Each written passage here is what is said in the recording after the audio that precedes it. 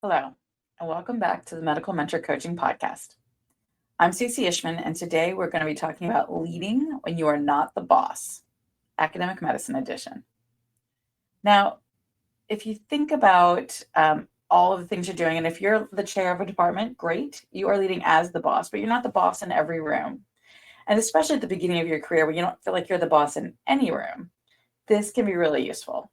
And some of the most influential people I have ever worked with are not the people who are running the department on paper, but oftentimes they're the people who help the residents learn or change the national conversation or were great mentors or sponsors. And so, too many early career people think that leadership only starts once you get a title, but real influence often starts well before this. And you have an opportunity at any point in your career to start.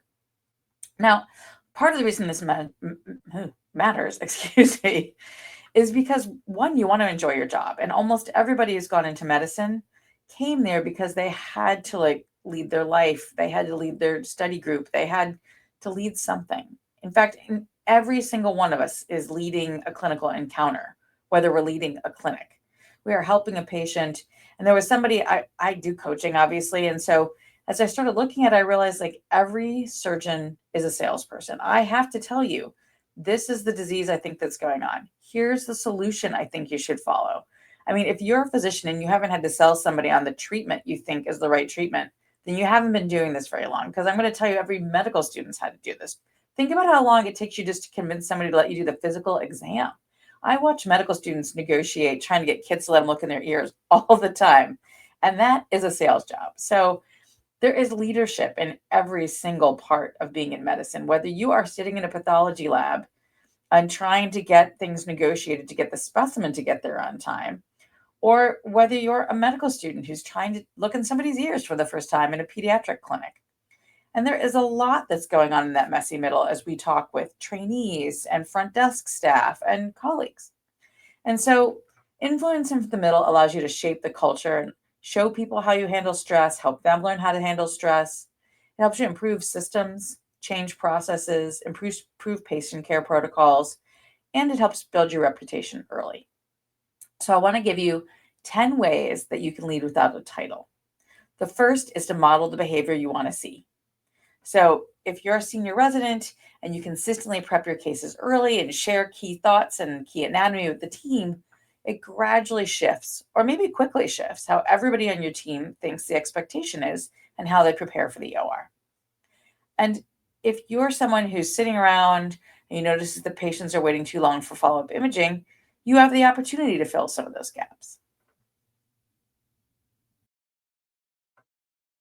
Now, the second one is filling gaps.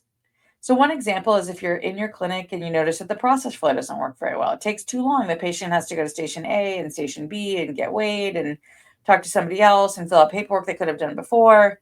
And so you have an opportunity to say, hey, let's set up something that's streamlined, that the patient will like more, that will like more, that'll get us all to lunch. Now, the second piece, the third piece I want to talk about is leading through teaching. And, even micro teaching moments can shift culture. So this may be mini debriefs you do after a particularly stressful situation, and not just in your mind, but with the medical student, with the MA, with the nurse, with your colleagues who are there in real time, maybe across specialties. But if it's created even by one faculty, it can become the norm. And I've absolutely seen things that other faculty do, or honestly, things that the residents or fellows ask me about that I was like, that's a great idea. I should take that on. Now, the fourth one is to mentor, even informally. Share your stories about adopting, um, you know, the medical student who came for the month but didn't have a home program or those kinds of things. I can tell you for me, there was a class of residents that I just decided I was going to adopt a few years back at the University of Cincinnati. And I don't really know what my motivation was. It just seemed like a good idea. I think I had actually, quite honestly, heard that they were out and about before residency started and they were at a restaurant not far from where I was. And so I went over there, said hello, bought everybody a drink, and just met them as people with beer at a bar. And so it quickly just became a group that I wanted to be able to connect with. Many of them were from out of town, didn't necessarily know any of the faculty when they walked in the door. There was one of the four who was local. And so I wanted to be their family. And It started as just a connection between people who enjoyed each other, but continued even now 10 years later to be people that call me when they have a question or a concern. I see them at meetings. I'm excited to hear their triumphs and their tribulations. And so mentoring can be really, really valuable. I was not officially assigned to that group. I think over time I got officially assigned to one of the residents because I asked for it. But those are things that you can really do to change the trajectory for somebody else. And even just reviewing an abstract for somebody or connecting them with a collaborator can be those kinds of pieces where mentoring and sponsoring can be critically important and also help really lead from the middle. Now, the next one is to bring data to the table. So documenting, how many consults were seen last night may lead to changes in evening coverage or, looking at your own data, looking at the department's data. Those are things you can do to actually help affect change. The next is to use service roles strategically. So it may be when you talk about how committees often set an agenda, and there's great data showing that agendas actually increase efficiency and productivity and reduce burnout. But you might want to talk about how to add things to the agenda. I can tell you in my own day job, I work in an insurance company. I have somebody on my team who's fantastic at making sure she sets her own agenda and or will set up the agenda for the team. And it really helps so that I can understand what she thinks is important. I understand her visibility. People go to her and give her other items to put on the agenda. She is leading without having to be the person that's, the named sponsor for that meeting. And then the next is to speak up at the right moments. And this is really important for junior faculty members. You may think, I don't have anything to contribute, I haven't been here long enough, but oftentimes you have fresh eyes to look at something that may or may not be working. You may be coming from another institution where you've seen some other things. And so if you're not sure exactly how to do things, you might suggest a new way to do it. Maybe the clinic template's not working for you, and you can use your own clinic as the example. It's the N of one approach. But speak up in the meeting. This isn't working. I'm thinking about trying this. Has anybody else tried it? Or is anybody else interested? It allows you to be a leader without feeling like you're stepping out of place. Now, the last three are be a connector. And this gets a little bit easier as you move further along, but you know people, even if it's just, the faculty at your last institution or somebody in another department or the guy you go running with who happens to have something that would be useful for you to have a conversation about. And so introducing a resident who's passionate about AI to a pathology faculty member who's already running a project can fundamentally change, the trajectory for both of them. And in a joint publication or even just a great conversation. The ninth one is to champion collaborations across departments. So one example might be that you work with pulmonary faculty all the time. Well, this is clearly about me.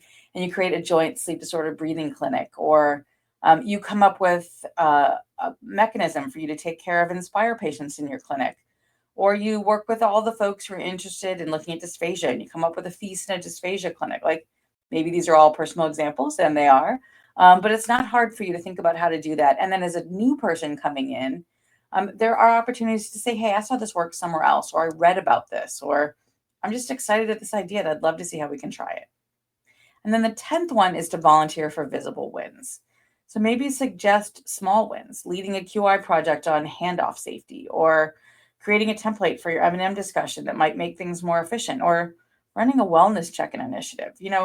I was just at the University of Utah. I'm doing some departmental coaching there, and they are doing an initiative where not all of them, 5 faculty there are working with 5 faculty at the University of Colorado, and they are doing training and coaching to coach the residents. But in order to give them some psychological safety, they actually are exchanging. So the people at Utah are actually coaching the residents at Colorado, and the people at Colorado are actually coaching the residents at Utah. And I think it's a phenomenal example of where you can create some very visible wins and cross collaboration between institutions. The person who came up with that isn't the chair, isn't the division chief, but is the person who was excited about this exchange. And so things like that can be huge and visible wins and show your leadership without having to have a title. So I want you to think about what's one thing that you can do to create some of these sort of leadership from the middle. Is there a behavior that you want to copy from others? Is there a gap in your department that you could quietly or visibly fix?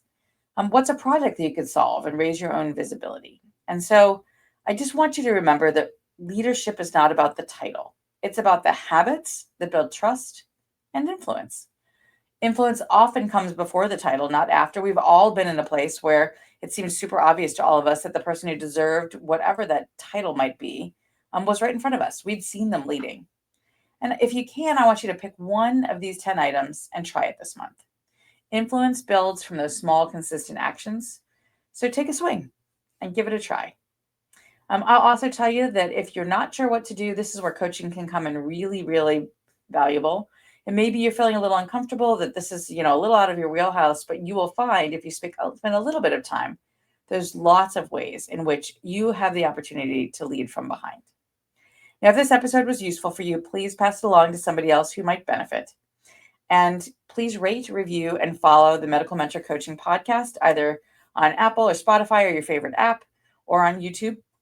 And if you want to get in touch with me, please reach out to me. Send me a DM on S. Ishman Coach on LinkedIn. Ooh, that was actually Instagram. Or I'm on LinkedIn or on Facebook. Or contact me at my website at medicalmentorcoaching.com. If these are interesting ideas or you want to talk more about this as a department, think about departmental coaching and give me a call or talk to your chair. I look forward to talking to you next week. Thanks for joining me.